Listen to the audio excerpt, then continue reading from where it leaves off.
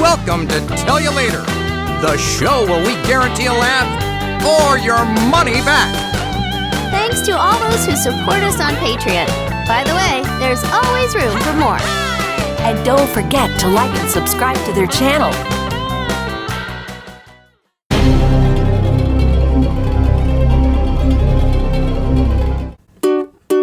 We haven't got a title song for this show, so we're singing this thing instead. Okay. It's really just a substitute. Nonetheless, the melody may stay in your head. Oh, I hope so. 'Cause it's a tune. It's a tune. You'll love to croon. You'll love to croon.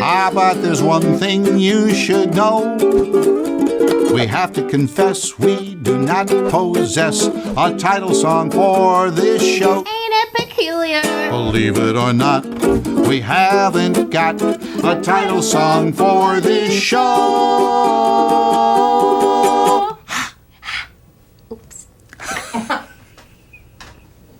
I'm back here talking again with Melissa Disney, and we just can't get enough. no, we're having just so can't get much enough. fun because I love talking to you, and She's great at talking and asking. Like, I'm Katie 7 Lee. questions. Thank you, all patrons who are helping Thank you, support patrons. the show. Thank you so much.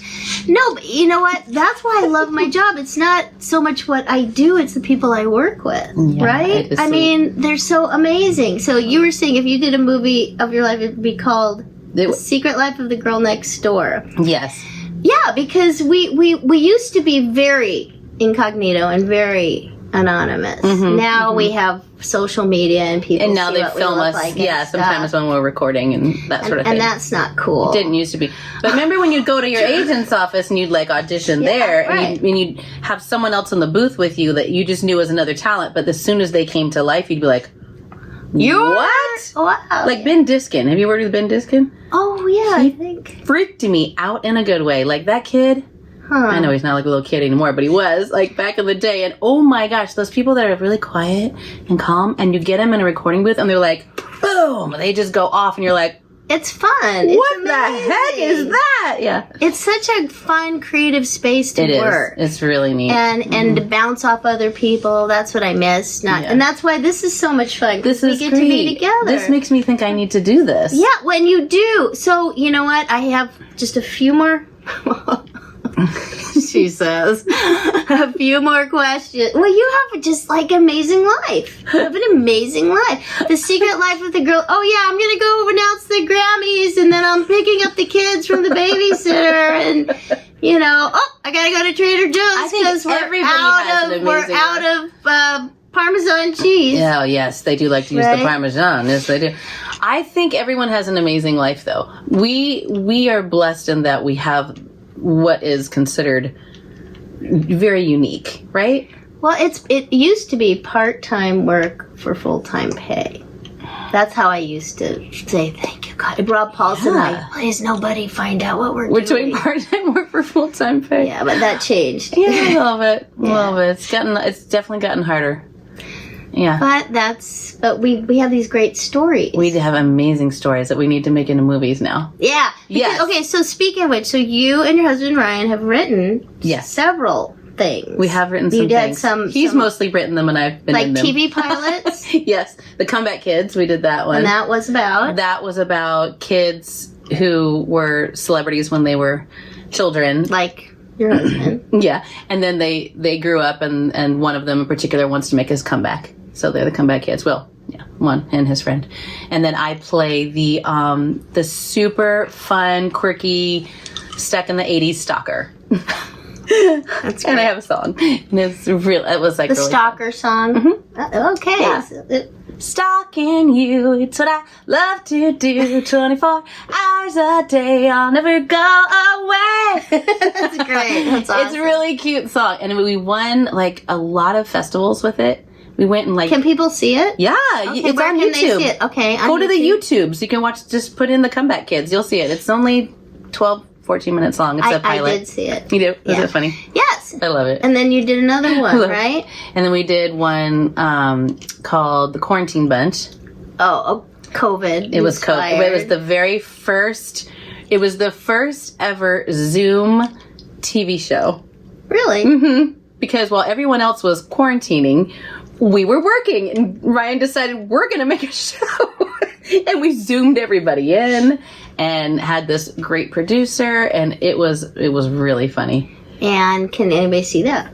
Yeah, that's out there too. Is it like a certain channel, or they just go Quarantine Bunch? Put in Quarantine Bunch. Okay. There's probably still a URL. There's probably still a website for it. What does URL stand for? You are loved. Loved. You are loved. That's So really nice. nice. Yeah, that's good. It's good.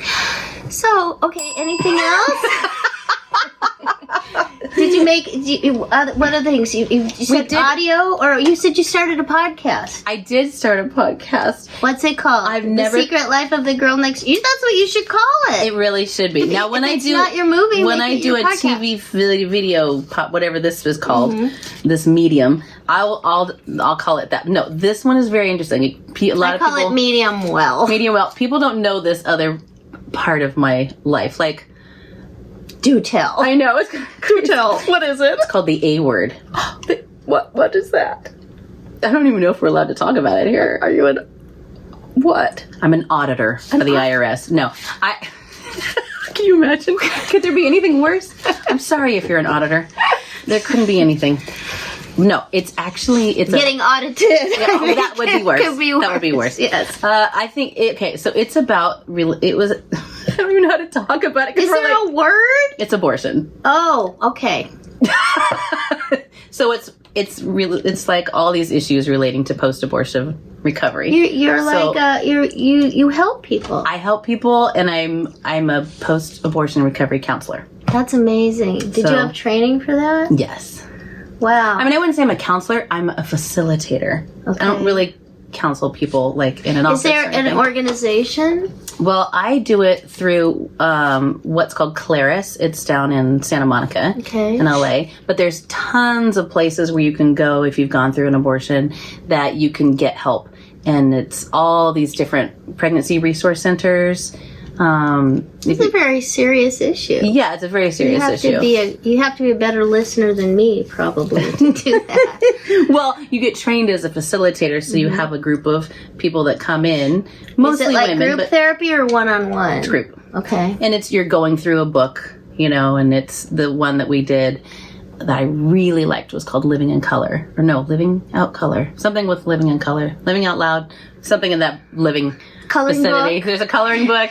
You write, you talk, you pray, you share, and it's like so amazing what happens in these groups. Because one girl came in, like I remember, she was in the group that I was in, the very first group, when I was going through like post-abortion recovery. And I had been in shame for so many years, and I finally was like, okay, I've seen counselors on my own, I've done everything I can do.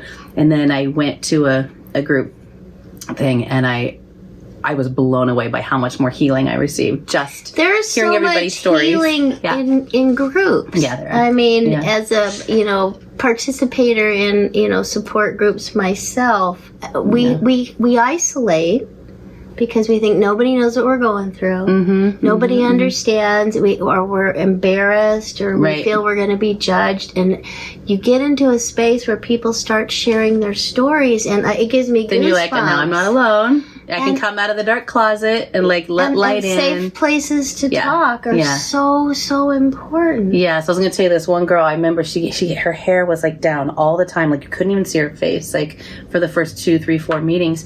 And by the end, she was wearing a headband, and we could see her face. Like it was, I couldn't believe the physical transformation that happened because she was now letting everything out that she had been holding on to for so long. If people So wanted beautiful. to find help like that, how would they go about doing it? So you can look up like pregnancy resource centers. There's a lot of these like all over the U.S. and I think in the world as well. CareNet's a really big one.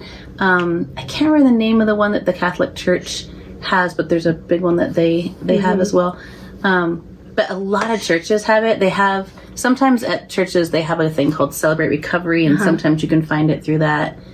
But yeah, and so that was my podcast. I did it with another friend who I found out had also gone through the whole abortion crappy whole hula, and she's very real. Her name's Jen, and she is hilarious. Like the two of us just had a good time, right? We just That's good because that's a pretty heavy issue. It's a heavy issue, and yet we did a lot of laughing. Good. Because you have to. And laughing super is serious. healing. I mean, let's face it. I think people with the best senses of humor probably had to deal with a lot of crap. Yes, definitely. Right? Those who have lost much love much, right? Yeah. Wow. Thank you for sharing. Oh, That's not even on my list, but that's very important. Leave it to me. No. You know what? I knew there was stuff like that, but I forgot to write it down. Oh, there's so much more. So, wow. So when you have one email, I shouldn't say it, but I'm not going to say the whole thing. But Songs for Seeds, what does that mean? It is a charity thing that I did many years ago. So what I do have on here, Melissa is a really nice person and like a philanthropista. Philanthropista. Philanthropista. So back when I was, doing movie trailers and such and started making some good money for the first time ever. Yeah! And it was phenomenal. It was so nice. I mean, it was like stupid for a little while. When you start making good money and you've never made that kind of money before, and you're just like, you buy dresses that look dumb on you. I didn't know what to do with it. Yeah, I didn't buy anything. No. I literally almost went and started renting a place that overlooked the ocean for $7,000 a month. And I was like thinking, yeah, I could do that. Like, and I look back at that now and I'm like, for those few months, I could have. And then, look out. Yeah, but because it's seriously, like, people always talk about it in the business. Like, it goes up, it goes down. And you know what? You don't know it. Sue Blue? Yeah. She's the one that, because we were at the same agency when I started too, and Sue's the one who counseled me. She says, you're going to have busy times and slow times and save your money and don't expect it always to be like this. Right, She's the one that gave me that She's advice. really wise. I love that, Sue Blue. Yeah. So anyway, it was like during that time period, I honestly didn't, I was just working and didn't know what to do, but I was also really involved in my church at the time, and they were going on these mission trips, and I just thought, heck yeah, I love traveling, right? So I just started going on these mission trips, and then when I wasn't on a mission trip, my heart is still to help people and to love people, and so I had this desire to buy a well digger in Africa. Yeah, as many people do. Yes, I really wanted to own a well digger. I just did, and I Are they easy to travel with? Not at all. Okay. No, they're not. I tried to break one this morning. It didn't work. Just for show and tell, no well diggers. No well diggers today. Okay. So I've moved on from wanting a well digger because now I found out that there's companies out there like the Thirst Project and the Water. There's other companies that already have this stuff, and I can just help them, right? But for a while, I literally this is way too long a story. Okay, so I'm singing. I get put onto this little Barnes and Noble book tour kind of thing. I'm doing my own music, and I'm like, why would you be singing at a bookstore? Because I was so tired of singing in bars and trying to get people to like come to my shows, but at bookstores people are already there, and I thought, brilliant. Did you make this up? No. I would like to have a musical. I would like to start my singing career at Barnes and Noble. Or whatever, maybe it was Borders books. That's what it was. They had a music section. Okay. Sorry, I get those two mixed up. And I don't think Borders is around anymore. No. But they did, and so they had this little tour. So it was kind of like from going down Orange County and north of LA. Wow. So I would sing. So they carried your CDs in the store, or you brought them with you? I just brought them, yeah. And at that point, I went to this little group, women's group, like through some church friends or something, and met this woman, Winnie, who was from Africa. And I was like, we became friends, and like literally the day I met her, we went out for lunch and stuff, and she was telling me about this land that she had, that she was taking care of all these kids, and all the parents had died from AIDS, and wow. like, I mean, it was just like this. Uganda? Ethiopia. Ethiopia. Yeah, and it's in all different countries, but then unfortunately it's horrible over there. They because the parents die so early, right? And then there's so many kids, they just sort of incorporate into other families with grandmothers and whoever's still alive. So but she'd been given this land, and she said, it's so hard because I want to start a school, and I don't know what to do. I don't know how to raise enough money to start the school or whatever. And I said, well, if you have all this gorgeous land, why not plant seeds and cultivate the land and sell the crops and, whatever. And she's like, oh, that's what we are doing. But the problem is we don't have the money for seeds. Oh, wow. And I was like, seeds? Do you know how inexpensive seeds are? Like, so then I turned my tour into the Songs for Seeds tour. So I had friends help me like make cookies, and I would just sell whatever I could at that time. And then I hooked up with Seeds for Change. Seeds for Change. They have like, We are learning so many good ways to be helpful. Yeah, that's fun, right? This is wonderful. And so then they donated a whole bunch of seeds, and I paid for the shipping, and then I went to Africa with Winnie, and then I took a whole bunch of seeds, and we went to the land, and I met the kids, and now they have a school. They got their school. Yeah, Yay! yeah. I made them a video, like I produced a video for them, not knowing what I'm doing. Like, a music video? No, or just a little, video like, of I their just took place? video when I was there. What's it called? Are they allowed? Is it like secret? No, you can. It's Rainbow to Ethiopia if you want to look into like her program, and she's amazing. Winnie's amazing. So yeah, and then we like made a video to try to get money from from some other people who donated, and then now there's a working school.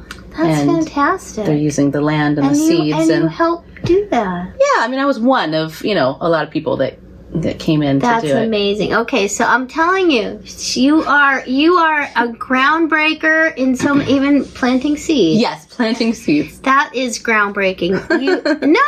Because you are a singer. You've created your own. How many albums have you recorded? I have 2 that are just me. Right, that I did. And are those available? Music. Like they are available. CD Baby or where? Yeah, probably. This is the part of my life that if anyone out there musically inclined, digitally, whatever, wants to take over that part and sell these things, great. Because this is where I fall It's really to hard pieces. to do at Bandcamp. Yeah, I'm on Bandcamp. But it's all on YouTube, and you just. That's the tough part because everything you do ends up iTunes and Not that YouTube's bad because here we are. No, I mean it's go to like iTunes. Everything's like out. So maybe they could just, if they like your music, they can donate. You can listen for free. A cup of coffee. You can go to my website. Go to melissadisney.com and you can. There you go. Buy the album. Buy a or song. Hire you to announce the Academy Awards. That'll Either work too. way. Yeah, that's send me to Africa good. and I'll go plant some more seeds.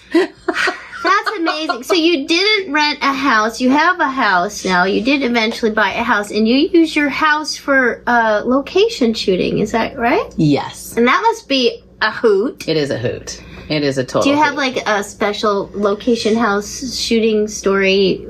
A hoot nanny? A hoot nanny. I would say this one of the last ones that came was really fun. Yeah. Because they. I know. They decorated our house for Christmas. In the summer, right? It was just this. Oh. Yeah, so it was done before Thanksgiving. Our house is like, the lights are amazing, and they used, what do we call LEDs? So they don't use a lot of electricity? Yeah. And because they had unpackaged everything and put it up, they were like, could we leave them behind? And we're like, yes! How fun. Do you get a lot of traffic? Yeah, people love coming by. And it's not like the Great American Light Fight or anything. Donate for Songs for Seeds. I know. See, because my whole dream was to like do albums where it was called Songs for Seeds, the Christmas album, Songs for Seeds, the whatever, and like keep that going so we could continue in other places and get, more awareness. Well, maybe something will happen now that we're talking about it. Because as you talk about it, you put that energy out there. That's right. And I'm happy to let it go, I mean, I'm just wanting, it's not like I need the money for it. I wouldn't turn it down, but I would I would do it only just because I would take it and then give it away. So there's something that happened in your life. Yes. I just want to end on this because there's so many amazing things. I wanted to talk about your knees, but we'll have to talk about that later. It's a bee's knees. Yeah. But talk about my knees? No, but you have. You're so funny. You're going to be a presenter at VO Atlanta next year. I'm going to be there too. Yes. And we'll be playing with kids. I guess we will. Yeah, maybe we'll have to do the Herdman play, the best Christmas pageant ever. We should totally do that with them. We'll have to talk to Martha. Okay. All right, so write that down. Yes, come to VO Atlanta. That's a really fun show. But I think it was you or Vio Atlanta, and I wasn't able to go, but I got to listen to the recording. Oh, okay. And you were supposed to be talking about something, which you think you got on a whole different train, and you shared something, an absolutely amazing, life-changing story about the telephone pole. The telephone pole story. And I want you to share that with our audience because they're going to be... It's just a wonderful, amazing story. Okay, cool. So here's the telephone. Ding. Starting now.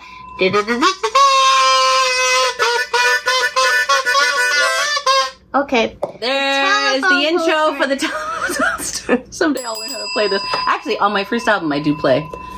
Like I learned the night before. Yeah. It was really fun. Was it a? You just play in the same key. Song? No, you just if it's a key of G song and you have a G harmonica, you can play it. So you need all different harmonicas. I did. I got like 10 different ones. Yeah. And I just jumped in, and my producer at the time was so cool. He was like, "Just play." So anyway, sometimes you breathe in and sometimes you breathe out. This is true. Yeah, and then you do this funny thing. You like, you can like. Do funny things. I'm telling you what, you don't see these hats, but there are a million different hats on her head. I feel them right now. All right, I'm going to do this, and I'm going to listen to the telephone. I'm driving along Sunset Boulevard, and I was in a very busy time of my life, and I had a live show that night, like singing my own music at a little coffee house. Okay. And it had been That was raining. me. Sorry, I kicked the bar. It's all right. Some people kick the bar. So a rabbi, a priest, and a monk walk into a bar. Yes. And the bartender says, "What is this, a joke?" All right, I'm sorry, I digress. I totally got it. Okay. All right, so I'm driving along. This kid drives off the road. I come to a light. The kid drives off the road, hits a telephone pole, and the pole splits in half and falls on top of me. On top of your my car, but it comes through the car. So as it does, all the windows smash in. The pole hits the car so hard that it hits and then bounces off and misses the cars behind me, but the electricity came off and went crazy, like inside the car, around, and all these... So like electricity was vibrating. So I was being electrocuted. Oh my goodness. Somehow, because I was so close to it. And I do remember, whoosh, I remember like right there. I just remember seeing that light. Oh wow. Yeah, it was freaky. And somehow during that I passed out, but I don't remember passing out. And then coming to, and when I came to, like it all happens really fast, right? At the same time, it's all in slow motion. That's the weird part about going through traumatic experiences. Like I saw the kid going over to hit the pole. I literally saw his car in slow motion hitting the pole. And I even had enough time to think, because our brains are so wickedly smart. Why is he going off the road? Why is he hitting that pole? And I'm sure it went like it went that fast. Yeah. But in my brain, I still hear that slow. So then when that thing happened, I looked down and I thought, okay, like what just happened, basically. And then also, I remember hearing somewhere in my brain hearing it hit me. Like, how did it hit me? I don't get that. So things already weren't making sense. And then I remember thinking, where's the blood? Like, if a telephone pole just fell on me, I should be bleeding, right? And I couldn't find anything. And I thought, well, I'm fine, because I'm completely in shock right now. People are outside screaming and yelling because the electricity is still going and like scraping up their really expensive cars. Yeah, it like won't stop. It's like you until can't, it dies. You shouldn't get out of your car. Yeah, so I didn't get out. So that saved my life because Wow. I stayed grounded by the tires. Apparently, I found this out there. So, but then my first thing was people are honking and like. So I just every time I just got out of the way. The car was still drivable. Like it smashed the top in, but it didn't. Like the motor was still okay. So I drove off to the side because I needed to go find out if the kid who hit the pole was okay. Of course. Yeah, because I felt fine.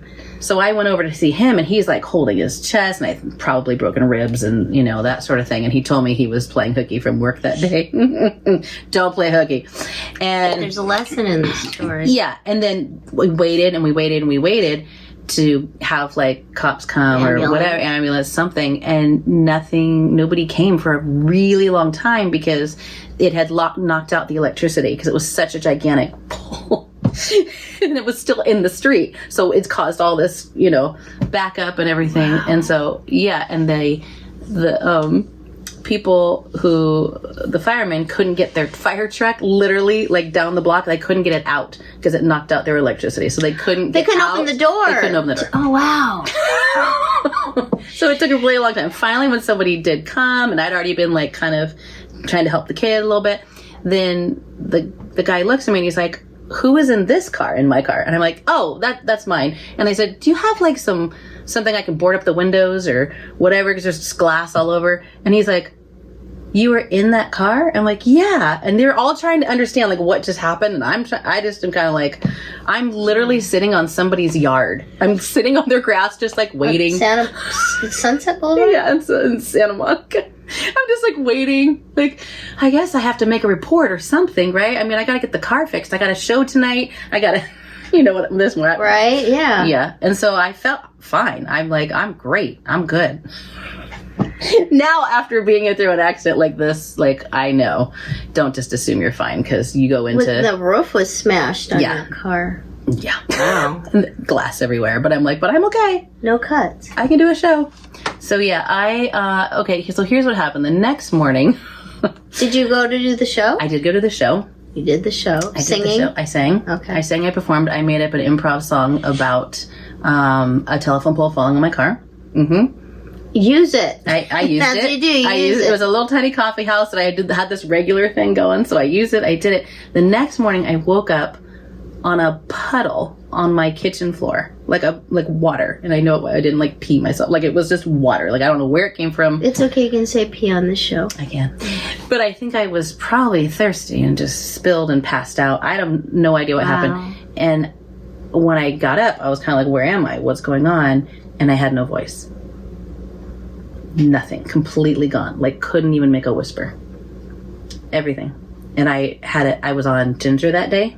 I was supposed to. I was told by Ginger. Mm-hmm. I was like, here I am, the lead on a cartoon. I can't talk. I was trying to figure out what I'm going to do and who I'm going to call, but I don't know how to call, right? We didn't have texting. Internet. I couldn't figure out how to use the computer. I couldn't figure out, like, when you go into... your brain wasn't working. Like, the electrical whatever had just happened. Oh, wow. It was like shock therapy. Yeah, like, I couldn't... Electroshock therapy. Yeah, and I literally just laid on my bed and cried, and I didn't know what to do, and I lived by myself in this little tiny apartment in Santa Monica. It was nuts. And then I prayed, and I was like, okay, God, you got to give me something. Like, something, because this is horrible. And I got my Bible, and I remember doing one of those times when you just open it up and you're like, talk to me. And it was, I think it's in Proverbs, it says, speak for those who can't speak for themselves. This is the verse I got. Wow. And that made me so mad, because I was like, I can't speak. How dare you give me this? And I threw it down. I was awful. Sorry, Lord. But then I heard him say, no, I speak for those who can't speak for themselves. Wow. That's powerful. So that in itself has sort of like become kind of my, life motto. Like, I try to speak for those, the unborn. I try to speak for those who are poor. I try to speak for those who can't speak for themselves. And what happened that day was I heard this knock at the door about an hour later, and it's my friend who had been up at, like, we went to church together, and she'd been at the early morning prayer time or something. She goes, and I haven't seen her like in a couple months, and she's like, I know this is weird, but God told me to come and take you to lunch. Wow. Out of the blue. And I'm like, oh my gosh. And she happened to be someone who worked at the Ritz-Carlton as one of those people that right when you walk in, what can I do for you, Miss Whatever? Like, how can I? Concierge? She's that person, like, she's personal assistant. So she became my personal assistant. I wrote everything down. I thought that I just blew my voice out from singing the night before. I had no idea it was because of this accident. So she just said... Was it from the electricity hitting your vocal cords? Mm-hmm. Oh, wow. Or whatever. Like, burn them? I don't know. We still don't know what happened. Like, except when I went to the doctor, like, the next day, he said I burst a blood vessel on my vocal cords. Oh. So something with the... whatever. Something happened. We don't still know. And your voice is the same. Okay, so now you're out of a voice. I'm out of a voice. She's calling. She's telling my agents, Miss Disney will not be coming in today. She has laryngitis. Miss Disney will not be doing her show tonight. She has this, she did all that for me. I just cried. I didn't know what was going on. I thought, like so much shame came on me because I thought I did this to myself. I thought I just pushed too hard. Like I literally thought this is all my fault. I didn't think about that it was, because why would a pole falling on me make my voice go away? It didn't make any sense. But I was in PTSD and I didn't know what that was until panic anxiety attacks started coming on. Like, it was insane. I would have so much energy. I have a lot now too, but I had even more. Wow. That I would be... That was before steroids. That was before steroids. Before cold medicine. Before cold medicine. No, but I passed out at the airport once, like waiting at the turnstile. Because you were having panic attacks? Mm-hmm. I was like... Do you know what brought them on? Or you had to figure this out? It's all the PTSD kind of. It's just sort of a... If you've been in a war, you probably are like, yeah, been there. I don't know, just your body can't make sense of the trauma. And so it just reacts. Well, I do know some stuff that happens. I don't know exactly why a panic attack happens, but I know why trauma happens and makes you have PTSD. Like, you don't go into REM sleep. So REM sleep's where you like everything relax, right? Yeah, and you put everything goes back to the file folders, right, of your brain, but you don't go into REM when you're in PTSD. Wow. So then everything kind of can't figure out where to go. So you lost your voice. Yeah. You couldn't go to work. Couldn't go to work. For how long? How long did this last? This lasted until I could make a sound was 2 weeks. And I went to an ENT doctor. He told me, he's like, I don't know what you've done, but you burst a blood vessel. I don't know if you're gonna, I think your voice will return at some point. I don't think you'll ever sing again. I don't know as far as your voiceover career goes. Kind of devastating for a voice actor to go through. So I literally lost everything. Like, gone. Everything, my dreams, my hope, my everything was just like, I don't know what's gonna happen. He goes, but I have a gal. And what is her name? Dana Klein. I have Dana Klein. She's in Beverly Hills. I'm sending you straight to her. She helps the top people. So, like... And she'll help you, too. Mm-hmm. And so I went to her almost daily. Wow. And is she like a speech therapist? Vocal therapist, yeah. Okay. Speech therapist. And she works with people like a Rod Stewart or somebody that's got that kind of, like, raspy, but... So she says, I can't heal them too much. You know what I mean? And I can't let them... fall back. So she literally taught me how to speak again. Wow. Mm-hmm. And I did it all secretively. I didn't let my agents know. How long did it take you to... So it took 2 weeks. 2 weeks before I could get... And you could go back in the studio and record Ginger? I think it took about... And it was like... I think it was about the third week when I got to go back. I feel like we had one break. There was one break week off. So nobody knew. I didn't tell anyone at Ginger. What do you think would have happened if you said it? I already know what would have happened. You do? I would have been recast. Our jobs, I think I've said this before, are even if you're a lead or a regular on a show, you're really just a day player. Mm-hmm. Your contract's good for that day, and nobody sees you. So they don't know if hey, Melissa, that was Michael Bell's joke, you know, who's Michael Bell? Get me Michael Bell. Get me a Michael Bell. Sounded like who's Michael Bell, right? Yeah. So it's our careers are very tenuous because there's so many talented people that can get close enough to your sound after you've been doing it a while. They can, you know, they can tweak it enough, which was really scary. And I honestly I loved that show so much. And what does Ginger sound like? Can you do a little? Well, this was the blessing. I mean, there's a lot of blessings, but Ginger has a very raspy voice, and when my voice came back, it came back like Ginger. Wow. Like, it was so easy to do. That is really a blessing. Amazing. Wow. Yeah, because I didn't even have a full voice. And so they never knew. Did they ever find out? They didn't find out until we did...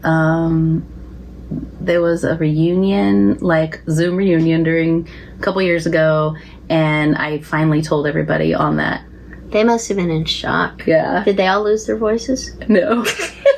No, that's not even funny. But that is so. What do you think you learned from that? Because I know there's a little bit more where you had to write everything out and communicate with people, and I've heard you say that you kind of got the feeling of being ignored because you couldn't speak, and how that gave you a heart for people who can't speak for themselves and who are get overlooked mute, or homeless or whatever, you know, like when your voice isn't heard and people are mistreating you because you're in a grocery line and you have to pay, and they're like asking you, do you want paper or no paper? Paper or plastic? You know, you're like, Can't talk. yeah. So I would just have this little, you know, notepad, and I have to hold up, and then have a piece that said like, I can't talk, and I mean, that was such And people weren't very gracious with you, were they? No, but I was also kind of lost my mind a little bit, like in a freakish PTSD, high anxiety, passing outing, you know. Well, it must have been very frustrating too. I could imagine if you're like tired of people not knowing, so you're always anxious and you're expecting these tense situations. And it's not, I mean, that in itself is so awful, but even worse than that is thinking I'm never going to sing again. Yeah. And I'm never going to be able to get back to the things I want to do And and the that I love to do. That fear that makes it grow made it worse. worse. That's right? what made it worse. Yeah. So what did you learn that you could share with anybody who might be watching this, do you think? I think a good lesson. There could be in all at of least this- 2 people. At least 2. I think a good lesson in all this is be careful before you judge someone, because you don't know what they're going through. It could be a telephone pole situation. It could be. I remember Bette Midler used to say, she had an act about the lady with the fried egg on her head. Oh, I don't know this one. No. I'm sure I'm going to tell this all wrong. But Okay. basically, the We'll go watch it punchline later. is there's a lady with a fried egg on her head, and people are like, what is that doing there? And she said, some people wear their fried eggs on their head, and some people wear them in their hearts. And we all carry something. Yes. It's not as obvious all the time what it is that's going on with people. Right. And gosh, I'm really glad that you shared that. That might make me cry because that's so traumatic. But I do want to say that you do play Monica on Adventures in Odyssey. But she's really mean. And you were, And I think she died. Did she? I think they killed her off. Oh, well, because you deserved it. I think so. I don't know, but did Or maybe you no- were maybe going I out just with went to Jason? jail. Yeah, you got arrested and you got gone. But you were like a spy, like a secret agent, right? It's fun. Yeah, and you got to use your I like deep using my voice. deep voice. My So spy now you voice. know who the voice behind Monica is really this wonderful, wonderful lady who came to the Tell You Later studios. Oh. And there's so much more I want to share, but we absolutely have to tell you later. I'll tell you later. Dee-dee. Okay, now, before I stop Oh, this, I give her- forgot. No, just continue. Okay. Sorry, I did forget to tell you one thing. My lips just needed a little I know, me refreshment. too. I'm gonna wait. I have one more thing because That's a really nice looking one too. thank you. It's slim. Slim. It's slim. I can do it. Well, we're both doing it without looking, so that doesn't make me look. We're actors, of course we can.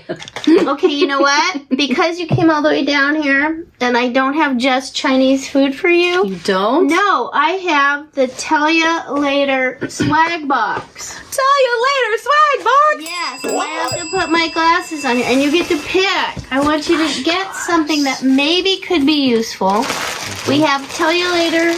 Oh my gosh, that looks really good on you. so cute. You want to see yourself? Is there a mirror? Where's Yeah. the mirror? Right Oh my here. gosh, that looks Right much here. better on you than it did on me. I swear I was going to take that to Israel. Take it to Israel. No, because it doesn't look good on me. I I have to wear want it to something go else. to Israel. Well, if you like that, there's that. You have Great, Tell I You Later love it. beanies. We have black or gray. Which The all show this, by where the you way, learned so much about so little and vice versa. Yeah. That's so cute. I forgot to tell you that's our motto. Yes, I like where you your learn motto. so much about Thank so little. you. Oh shoot! Wait a sec. Hold on, crew of one. The beanie. Oh, so I just want to say all this is available at merchalater.com. Merchalater.com. Merchalater.com. So we also have your choice Oh, of a Tell I You will Later mug. mug. Tell You Later I'm mugs so cute. are in the Tell You Later So swag box. love it. I love it. All right, Oh my but gosh. hold on. This is Christmas. Let's see what else. You already saw the I'm bag. gonna pee. I'm so excited. Wait, there's the P word again. Sorry. What's this? This is another bag. You know I don't why? if it Because says I've had the same. so a much lot of water. water because it's very dry. Is this one? Oh, this is different. This has Will and I. This is our original logo that is from so the cute. show. So Will cute. That one, yeah. So that has It's popcorn adorable. on it Adorable. because I love it all. we love popcorn. Yes. You love popcorn? I love popcorn. Okay. Who and doesn't love some popcorn? I think that's what makes you become an actress. That's all. We You just want to also eat have- popcorn. Let's see what else I have here. We have Tell You Later baseball cap. Oh my gosh, adorables! Right? I love it. Everything's I think because we're in this winter season, I'll go Yeah? for a Tell You Later, like okay. one of these little guys. Really? Yeah. The gray one looks great. I'll show you one other thing. You can have your choice of a Connie This is too much. candle. We have This is Connie too much. candles. Did Oh you know my that? gosh, I did not know. They're Connie not candles. exactly Tell You Later merch, so they're Connie candle. Oh, this one's sealed up. That must be a Tell You Later mug. But if you wanted one, they're tucked away. We do have Connie candles if you like it, but that looks awfully cute on you, I must say. But do you need the gray or the black for your trip? I don't. I think will you like best? You can pick. I like all. I think. I you like want that? everything. You are gifted that. Please go home warm. Okay. Like keep your ears warm. We're rocking you that so hat. Everybody needs this hat. It's so soft. And it is great. Ooh, you better go to Merchia a lot. What is it? Mercha later. Merchia later. Merchia later. Merchia later. Yeah, I'm gonna give you one of these too. This is Adventures in Oddity. It's a little book we put together. It's You so don't know the cute. story of this. No, I don't. But Will and I took these headshots for when I was with CESD, and I wanted to do on camera. How old were you? Before we did Odyssey. No. We were not Connie and Eugene when we took this picture. Is that crazy? Gosh, that's so cute. Yeah. So this is Adventures in Oddity. It's very silly, but Will did all the art. How old were you? How in this picture? Yeah. 25? 24? Oh my gosh. 26? Adorable. I don't know, because I Mid-20s. didn't do Connie till I was 28. Oh my gosh, it's so sweet. We were, yeah. I love it. I So love it. little. Okay. I'll send it. Anyway, thank book you of so oddities. much. Thank you. look really cute in that. Thank you. Keep you warm in It your will keep me your warm. house. No case it wonder you snows. guys just did so well together. Because he was. Will the real Eugene Melsner, please? It's fun. It's a fun book to read. All right. So cute. So, Thank you. Now, like I said, if you want to know anything else, we will Merch tell you you later. We'll tell you later. We'll tell you later. We'll tell you merch you later.